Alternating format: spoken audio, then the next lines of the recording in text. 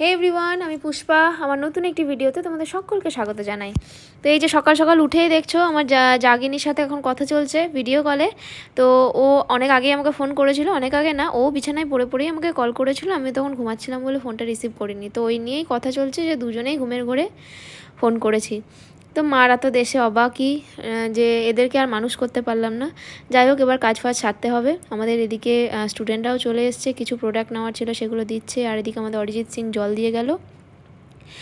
তারপর কাজটা সেরে ক্লাসে কিছুক্ষণ গেলাম, কারণ কি ফাইনাল প্র্যাকটিস চলছে। তারপর এখানে আমার আগের ব্যাচের স্টুডেন্ট প্রীতিদি এসছে। প্রীতিদি একটা শ্যুট ছিল, যার জন্য শাড়ি জুয়েলারি নিয়ে গেছিলো। তো সেই বিষয়ে কিছু আলাপ আলোচনা, গানের বিষয়ে কিছু কথা, এই সমস্তই চলছে। তারপর আবারও চলে গেলাম ক্লাসে। যে আজকে যেহেতু ওদের ফাইনাল প্র্যাকটিস, এরপরেই ওদের এক্সাম। তো কিছু কিছু ছোটোখাটো ভুল যেগুলো প্রবলেম হবে সেগুলো একটু করে তো দেখিয়ে দিতেই হবে। তো যাই হোক, এখানে একজন ওয়াটারপ্রুফ মেকআপটা ট্রাই করেছিল, তো সেটার জন্যই প্রিপারেশন নিলাম যে জল ঢেলে চেক করব। তো সেটাই এখন চলছে, ওয়াটার টেস্টিং। তো দেখো কত সুন্দরভাবে ওয়াটারপ্রুফ মেকআপটা করেছে, আর ও কতটা খুশি যে ওর মেকআপটা ওয়াটারপ্রুফ হয়েছে বলে। আর একদম সত্যি করেই পুরো একদম ওয়াটারপ্রুফ হয়েছিল। তো এটা ফার্স্ট আমি টেস্ট করলাম, তারপর ওকেও দিলাম একটু টেস্ট করে নিতে। যেহেতু নিজে করেছে তো নিজে মানে দেখার বা চেক করার আনন্দটাই আলাদা। সত্যি করে আমরাও যখন প্রথম প্রথম কাজ শিখি, তখন যখন ফার্স্ট ওয়াটারপ্রুফ মেকআপটা সাকসেসফুল হয়, এতটাই আনন্দিত হই যে কি বলবো। তো সেরকম সবারই। আর এগুলো যে আমি শেখাতে পারছি, স্টুডেন্টরা যে সেভাবে ভালোভাবে নিতে পারছে, এটাই আমার কাছে অনেক। অ্যাজ আ টিচার এর থেকে মানে বেশি কিছু চাওয়ার তো আমাদের নেই। দেখতেই পাচ্ছ মুখটা দেখে যে কতটা খুশি। তো তারপর এইদিকে সবারই কাজ চলছে ধীরে ধীরে। কেউ সেরকমভাবে ওয়াটার টেস্ট করেনি, তবে এখানে একটা স্টুডেন্টের আই মেকআপটা দারুণ করেছিল, সেটাই তোমাদের সাথে একটু শেয়ার করলাম। পাউডারগুলো স্কিপ করো, কেন কি তখনও সবে ফেসের মেকআপ চলেছে, পাউডার ঝাড়া হয়নি, হাইলাইটার পরেনি। তো এখানে ফুল ব্রাইডগুলো সব রেডি, সবার লুক শেয়ার করতে পারিনি। তো শেষে আমার একটু ইচ্ছে হলো যে লেন্সটা একবার ট্রাই করি, কেন কি যতবারই আমি লেন্স পরার চেষ্টা করেছি চোখ কুটকুট করে, চোখ দিয়ে অনবরত জল পড়তে থাকে। আমি তো নিজে পড়তে পারি না, মানে এটা মেকআপ আর্টিস্ট হিসেবে লজ্জা যে আমি নিজে হয়তো লেন্স পরতে পারি না, নিজের লেন্সটা। তো এখানে সঞ্জনা আমাকে পরিয়ে দিচ্ছিল। তো যাই হোক, সেট হয়েছিল। তো তারপরে ঘটে গেল বিরাট বিপত্তি। এখানে আমার সার্টিফিকেটগুলো থেকে একটা টিকটিকি ধাক্কা দিয়ে একটা সার্টিফিকেট, আমাদের অমিত স্যারের সার্টিফিকেটটা ফেলে দেয়। তো গোটা ঘর তারপরে কাঁচ ছড়িয়ে ছিটিয়ে থাকে। তারপরেই একটা বীভৎস দৃশ্য, যে টিকটিকিটাও মানে পুরো কেটে গেছে মাঝখান থেকে। মানে এই দৃশ্যটা মানে জাস্ট চোখে দেখা যায় না।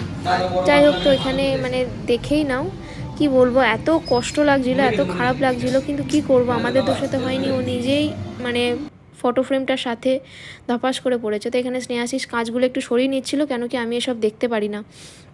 যাই হোক, তারপর সন্ধে টন্ধে জেলে একটু বেরোলাম, একটু কাজেই বেরোলাম। আমার বান্ধবী ললিতার দাদার বিয়ে বলে কথা। তো সমস্ত দায়িত্বে আমরাই আছি, যেহেতু ও বাইরে থাকে। তো পুরো একদম নিজের দাদার মতনই সমস্তটা করে নিচ্ছিলাম, মানে একসাথে যাওয়া, সমস্ত কিছু বুকিং করা। তো এখানে সবাই মিলে চলে এসেছি। আজকে আমরা এসেছি সুনন্দদার বাড়িতে বিয়ের ফটোগ্রাফি আর ভিডিওগ্রাফির জন্য বুকিং করতে। তো এখানে দেখতে পাচ্ছ যে দাদারা বসে আছে, আর এখানে সুনন্দদার কিছু কাজ সাজানো আছে। সুনন্দদার বাড়িতে প্রথম এলাম, আর এই যে আমাদের সেই সুনন্দদা, আমরা সবাই চিনি, বোলপুরের কেউ অচেনা নয়। তো অ্যালবামগুলোর কোয়ালিটি এগুলো একটু দেখে নিচ্ছিলাম।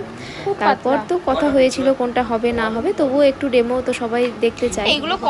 তারপর বুকিং টুকিং সেরে আমরা বেরিয়ে পড়লাম। একটু চাটা খাওয়ার পর চলে গেলাম সোজা মিও আমরে। মিও আমরে থেকে আমাদের জন্য কিছু কেক, আর আমাদের এই পুচকা পাচকাগুলোর জন্য কিছু স্পেশাল তো নিয়ে যেতেই হবে। রোজই আমি কিছু না কিছু চেষ্টা করি নতুনত্ব কিছু নিয়ে যাওয়ার, যাতে ওদের মুখে একটু হাসি ফোটাতে পারি।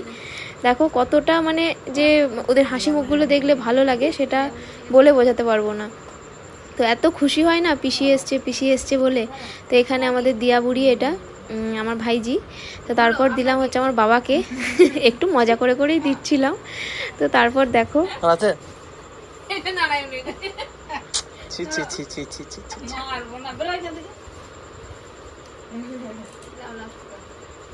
তো নারায়ণী কোনাইকে ফাঁকা প্যাকেট দেওয়ার পরেও কিন্তু আমাকে চাটা দিয়েছে, কিন্তু একটাই আক্রোশ, জামাইকে কাপ ডিস আর আমাকে শুধু প্লেন কাপে।